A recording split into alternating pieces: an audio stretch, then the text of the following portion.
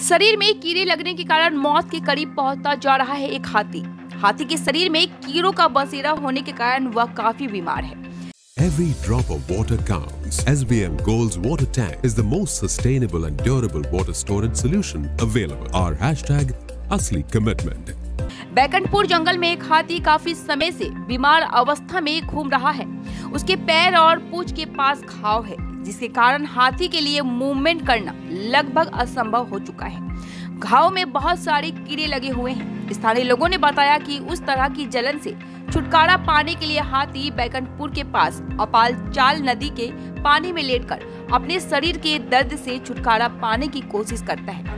स्थानीय निवासियों का दावा है कि यह स्थिति काफी समय से बनी हुई है। स्थानीय निवासियों ने कहा कि अगर वह लंबे समय तक ऐसा ही रहता है तो उसकी मौत हो सकती है। स्थानीय निवासियों को लगता है कि इलाज की उसके बहुत जल्द जरूरत है। हालांकि बैकुंठपुर वन विभाग के कर्मचारी पहले ही नदी तट पर पहुंच चुके हैं। वे हाथियों के भोजन की व्यवस्था कर रहे हैं, लेकिन यह देखने वाली बात होगी कि इलाज कितना आगे तक जाएगा। हालांकि वन विभाग के कर्मी घोड़े पर सवार होकर पहुंच रहे हैं। वहीं जब इलाके के एडीएफओ मंजुला तिर्की को फोन किया गया तो उन्हें पता चला कि हाथी के इलाज की व्यवस्था की गई है, लेकिन उस वक्त 2 हाथी एक साथ होने के कारण इलाज संभव नहीं हो सका। मामले की जानकारी उच्च अधिकारी को दी गई है। दादा आपनार नाम? আমার নাম নফসার আলী, আমি Udlabari nature and adventure society coordinator. কি দেখলেন এখানে? সবথেকে বড় ব্যাপার যে এই হাতিটার খবর আমাদের কাছে মাসখানিকের আগে এই খবর ছিল।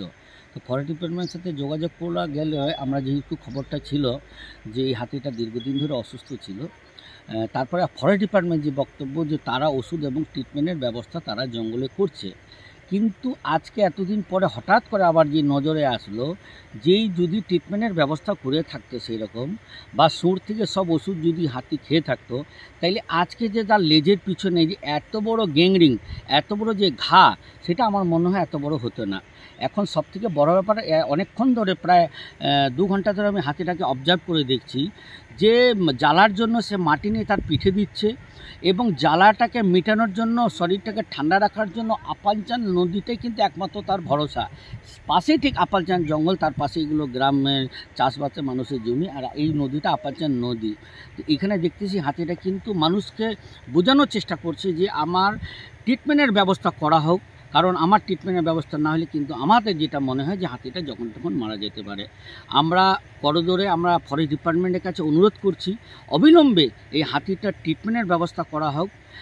তাকে ট্যাঙ্কুলাইজ করে তার ভালো করে যদি গ্যাংরিংটাকে পরিষ্কার করে যদি তাকে ওষুধের ব্যবস্থা করা হয়, ট্রিটমেন্টের ব্যবস্থা করা হয়, তাহলে হাতিটা কোথাও না কোথাও জীবিত থাকবে। এই হাতিটা বেশ বয়স আছে, কিন্তু এটা মাকনা হাতি বলি আমরা, যেহেতু সাধারণত টাস্কার মাকনা হাতি বলি। তো আমরা চাই প্রশাসন অবিলম্বে এই হাতিটার উপরে নজর দিক এবং তার ট্রিটমেন্টের ব্যবস্থা করা হোক এবং সাথে সাথে তার খাওয়া। আমরা দেখলাম যে বনকর্মীরা খানিকক্ষণ আগে ওকে বাইরের থেকে কলা গাছ এনে দিল এবং ওই সেই কলা গাছ দেখে জলের থেকে উঠে কলা গাছগুলো খেয়ে আবার নেমে পড়লো। তার মানে শারীরিক দুর্বলতা ওর প্রচণ্ড আছে। ওই যে আবারও বনকর্মীরা কলা গাছ নিয়ে আসছে, হয়তো গাছ সব থেকে বড় ব্যাপার যে গাছ চিবোতে পারছে না, গাছের যে পাতাগুলো টানতে পারছে না, নিজেকেও দুর্বল মনে হয়। তার পিঠে কিন্তু একটা বড় গ্যাংরিং দেখা যাচ্ছে, বড় একটা গ্যাংরিং। এবং স্থানীয় যারা বনকর্মীরা আছেন, যারা এখানে ডিউটি করছেন, তারা কিন্তু কলা গাছ এনে দিচ্ছেন।